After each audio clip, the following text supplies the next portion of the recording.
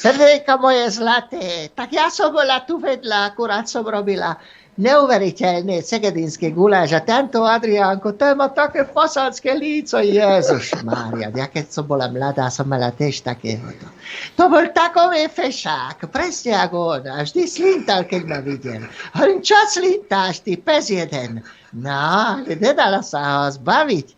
A furt mi len spíval, nemám auto, nemám motorku, dievča na mňa čaká v prešporku. A to myslel asi mňa. No, zlatina moje. V každom prípade by som vám chcela popriať každej jednej krásnej slovenskej rodine. V prvom rade veľa lásky, pochopenia jeden pre druhého, zdravia na tej istej úrovni, šťastia, lebo keď čo nemáte šťastie, tak čo potom? Čo potom? Jak sa dá žiť? No.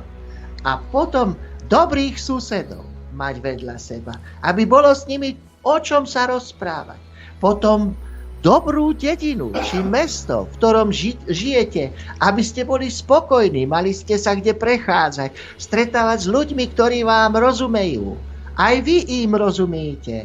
A potom celú našu krajinu ako štát, aby sme mohli chodiť od východu až po západ a smáli sa a víte čo, jedli segedín jeden druhému z lyžice.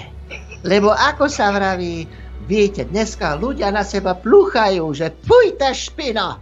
Hej? Vy musíte mať každý jeden vedľa seba obedár plný segedinského guláša a jednu železnú lyžicu k tomu. A keď budete vidieť, že ľudia sú takto agresívne, vy neváhajte, naberte segedinský guláš a vrazte mu ju do papule. Nech ví, čo je pozitívna energia.